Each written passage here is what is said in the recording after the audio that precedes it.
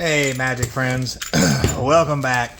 This is your captain speaking here on CapnclydesMTG, and we are back for some box openings. Moving on to box number 3 of Aetherdrift. Needless to say, the last box was not so hot. I mean, compared to the first box, it was god-awful abysmal. But, I mean, well, in general, it was a bad box. Let's just call it what it is. Hey, there's a Speed Demon, first mythic. Not bad. It was pretty bad. But, as I mentioned, that first box was rather amazing. Therefore, on average, we're still not doing too bad. I mean, to be fair. So this box can also be not so hot.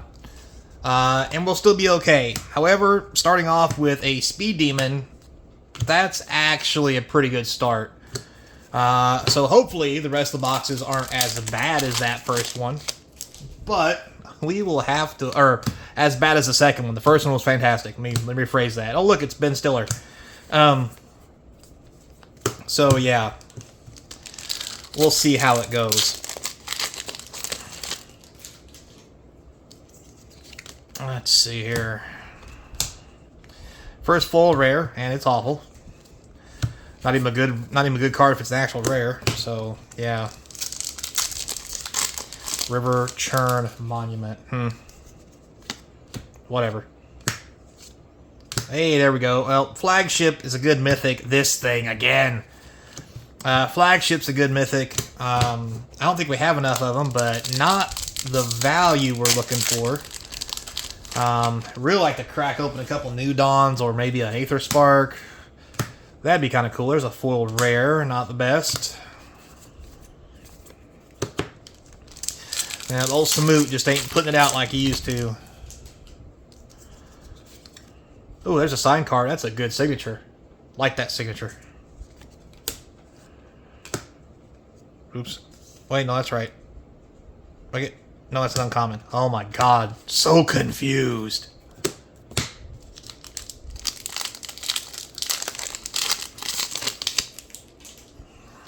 Alright, come on now. Yeah, there's another Bossery. Bossery.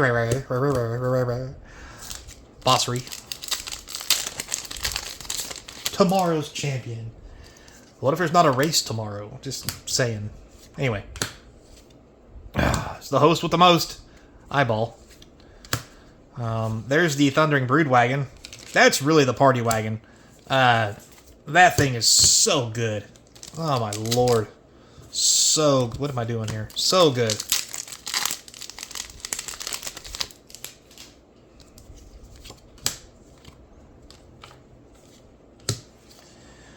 Oh, there's a Raceway. That's down to $1 now. So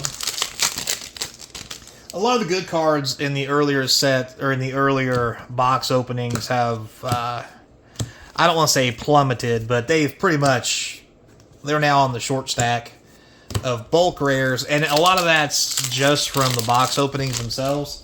As you guys know, most cards, foil mythic Flagship.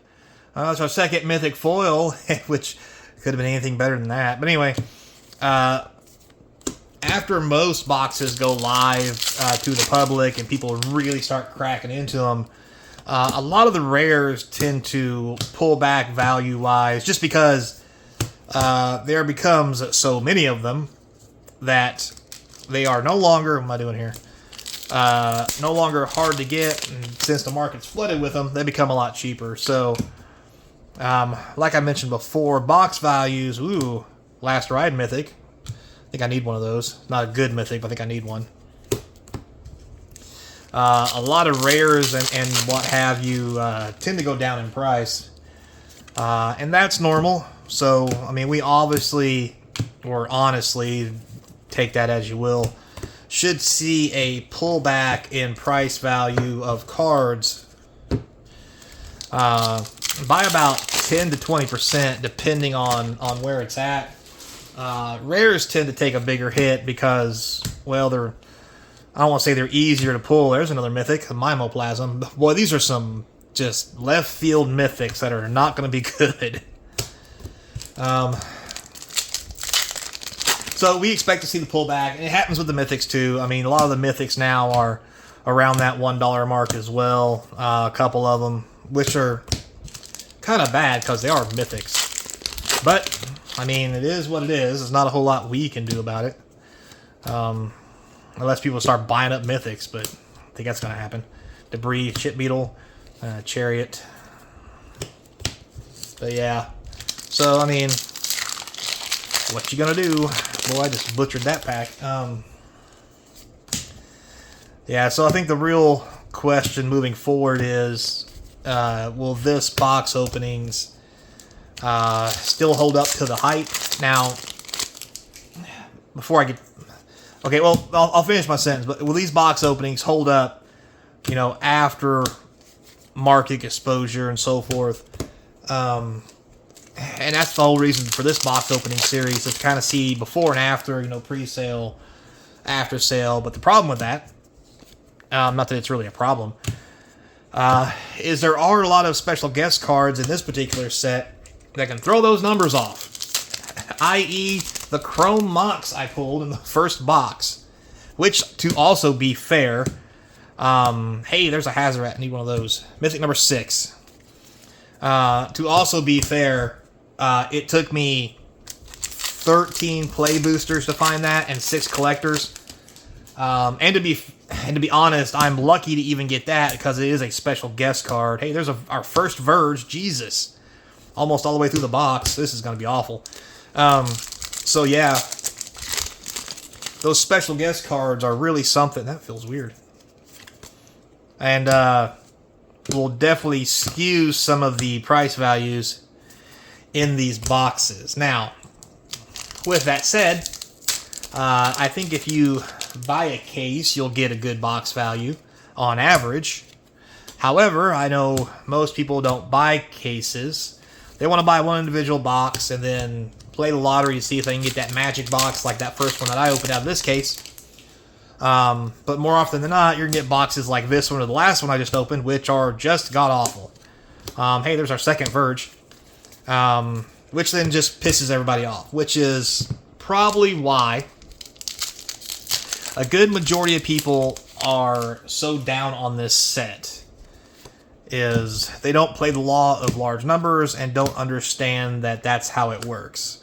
Hey, there's the Gas Guzzler. That one does not look like Ben Stiller in any stretch of the imagination. But anyway, so because of that, you know, people get mad and upset. And they're like, oh, I didn't get nothing, blah, blah, blah. Well, you opened 2 boxes out of 6. And that just means the other 4 boxes that someone else already bought. And there's a signed card. Isn't that great about that? Someone else has already opened the good boxes. And you got the shitty ones. So, it's kind of half a dozen one, 6 the other. But I think that's just something you got to be into and ready for when you do box openings in general. If you're not buying by the case, you're probably going to get hosed most of the time. So let's just be honest about how it's going to go down. Come on. Want, want.